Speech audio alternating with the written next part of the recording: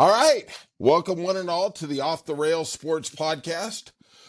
And if you could, happy Memorial Day, everybody. If you could, hit that like and subscribe button. It means a lot to us. Leave some comments if you're feeling a little bold. I don't know if you really are. I am in a stationary position. Brian, I think, is orbiting the Earth. He's got his McCafe. Look at that. He's ready to go. I didn't know Black you drank coffee. coffee. Black. Black coffee. Oh, man. Oh, man. There we go. How was your About a weekend, my pot a friend? day. Good Mm. weekend. Had a nice a Go Ruck event. What's a Go Nice Ruck little event? What is that? it's I did a 12 miler. Rucking is basically walking with weight on a backpack. So it was a Oh, sponsored event by a okay. company called Go Ruck. Go 12 Ruck. miles with Okay. 30 pounds on my back. It was fun. Through the ports Uh, of Long Beach. yeah. All right. Well, you know what? I think I've been to a lot of those events because a lot of people have told me to go ruck myself. So I just, yeah, I think, wow, maybe I get a medal. I'm not sure how that And all works. yeah. All right. All right, everybody. We're going to talk about the weekend that is baseball. We are at Memorial Day. I like to consider that the 1/3 pull for what goes on in baseball. Let's let's delve into the Kardashians type mess that is the Red Sox. Bregman got hurt last week. Goes on the IL, DL. I don't know. I'm so old school. I still call it DL. Yeah. Um, and there was lots of rumors that they wanted Devers to move back to his old position at third base. This comes on the heels of them trying to get him to move back to first base through the media, through shaming, through the fan sites, social media, whatever. And he didn't go. He said, I finally got into the DH. I'm finally there. What do you think of the mess that is the Red Sox, Brian? Uh, Man, can we talk about something else? Because they're just disgusting to talk about. Oh, Brian, that's why we're off the rails. We're off the I rails know. sports podcast. They're a mess, and here's the thing. Uh, Craig Breslow, their new GM or baseball operations director, whatever they tag it these days, Right. because you always got to come up with a new title for everything. Head Uh, janitor. he he, while he might be a sound baseball mind, I don't know. He obviously sold himself enough to get the job. I don't think he has the capacity in which to manage people properly, and he screwed up this whole Devers Bregman thing from day one, and it's done nothing but get worse over time. And I think if they had approached Devers with some respect in the offseason and said, hey, dude, we want to go after Alex Bregman. We want to bring in this guy who's a really good third baseman. We know that's your spot, but we think, if you move to DH and we brought him in, it could really help the team, blah, blah, blah. And they sold him on it, and he went there willingly. They would have no problems right now because Bregman gets hurt and they say, hey, Rafi, dude's out. Can you go back to third base while he's down? He would have went there, no problem, and there are no holes. There are no holes. But they screwed him over uh, in spring training by signing the guy without even, getting the okay to give away his position. Uh, didn't talk to him about it, pissed him off. They made it worse through the whole thing. He finally settles into it, and then they threw the media, hey, we need him to go play first base. Right. Screwed him over again, and he's basically just like, screw you guys. Right. I'm a DH. That's what you wanted me to be. I'm just going to go out here and be a DH. And by the way, he's killing it as a DH. Yeah, he is. So, After those first 5 games with 600 strikeouts, it's a record. 600 yeah, well, strikeouts, where's Brian. he at now? I agree. It's a long season for a reason. It is. It is. To me, and I'm a Red Sox fan. This is truly the difference, and I want to throw up. Is the difference between the Yankees and the Red Sox. And I hate Cashman. Okay, let's get that out of the way. But in the offseason, both of these organizations had two very similar situations. They had to move Judge from center field out to right field, which could have in New York went terribly bad. They obviously approached him in the right way. He's the captain. He can do whatever he wants, and it worked seamlessly. Boston, they kept shooting themselves in the foot, and then they just started working their way all the way up their body until they got to the neck, and then they did a double click. Right? I mean, what happened to Devers is terrible, and to me, if you want to do it in the offseason, that's great. But now we don't have a first baseman. I don't understand why nobody thought that wasn't a possibility, that we could have this huge hole there. God damn. Hey, this just in, Breslow, people get hurt. I mean, how much are you wishing we were back in the days of Well, Dombrowski? especially guys that have a history of getting hurt. Right, right. Well, It's called every let's guy say over 25. you're hold on. You're giving Cashman all this credit for getting Judge to move from center field to right field. Yeah, You're doing that a little prematurely because you have to go back a whole other year before that when they went after Juan Soto, who also plays right field where Judge played before. right, And Judge agreed to go to center field to right. bring in Juan Soto. And now they Hmm. say, all right, dude, we want you to go back because now we're bringing in Cody Bellinger to play center field, Yeah, and you know what? They make right? it work, right? And they New make it York's work the because most Cody decisive. Bellinger is a way better defensive center fielder. Juan Soto, they had to get his bat in the lineup, Yeah, so Judge is willing to make the move. And this doesn't, people are going to say, uh, especially all the ESPN talking head types, that idiots. it just shows how much more of a team player Judge is than Devers. Yeah, And maybe he probably is, and maybe that's why he's got a C on his chest. And I don't think Devers ever will. But still, it's the way the management treats the player that has a lot to do with everything. absolutely. And I think that's how you end up corrupting the fan base against a player. And I think it's unfair what Devers is having to undergo. At the end of the day, I think Devers definitely got blindsided by management, and I think we both agree on that. And thank God he has 10 more years on his contract, Brian. I Yeah, don't know. Does he have a no trade? Do you know?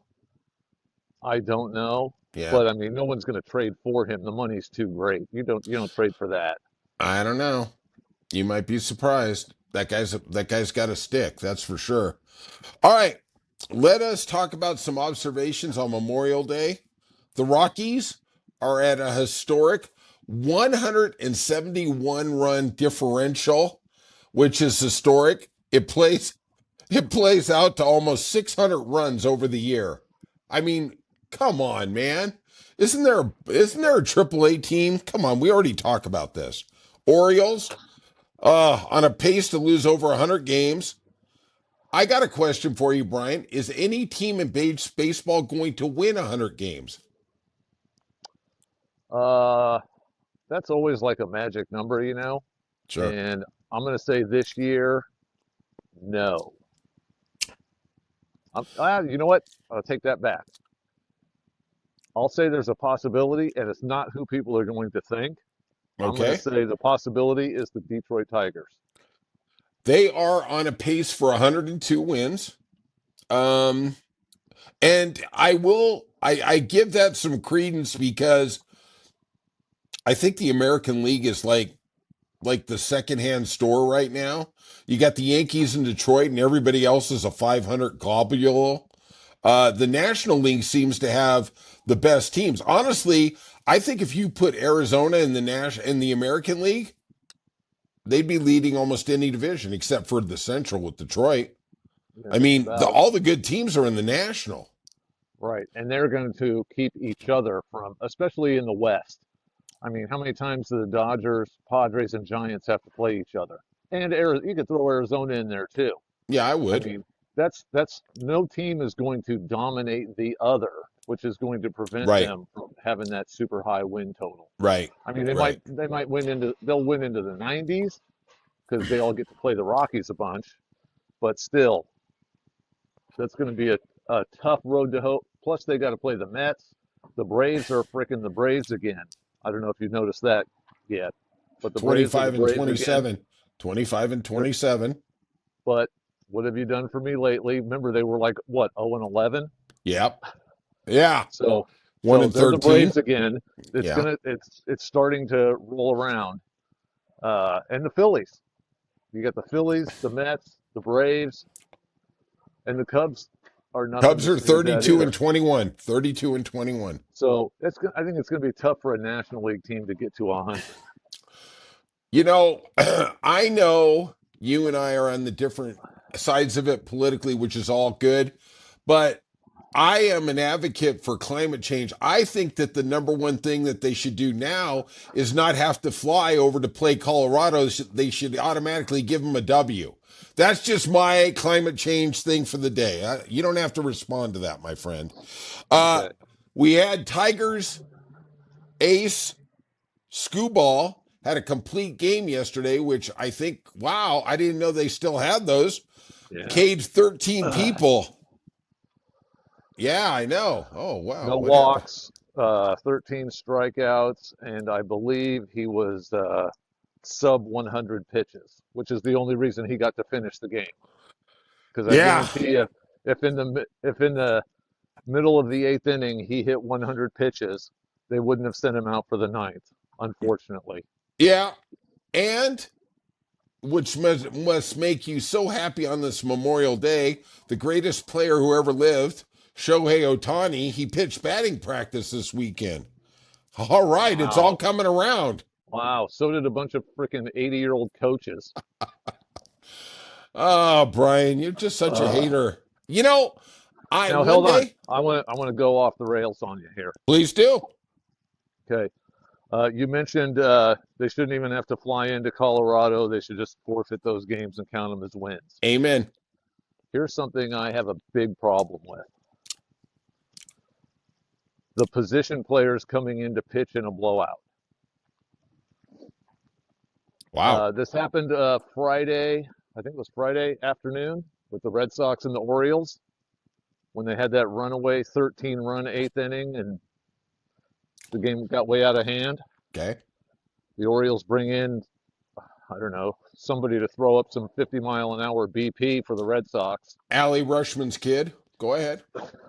Mm-hmm. If you're at that point, you're giving up, right? Pretty much. There's no way you're thinking, oh, I'm going to throw this guy in here and we're going to get out of the inning and then we're going to rally and come back and win. Okay. Why not just forfeit the remainder of the game? Oh, that's I'm just not gonna. 100% serious. I'm 100% serious. You're wasting everyone's time at that point. It's still an athletic activity, and it is slated to go 9 innings unless there's a rain delay. You are making a commitment to the fans. I don't care if it is not grade A professional baseball. Yeah, you got some clown coming in throwing pitches, but then it becomes more of comic relief, right? Yeah, so that's not what the fans are paying for.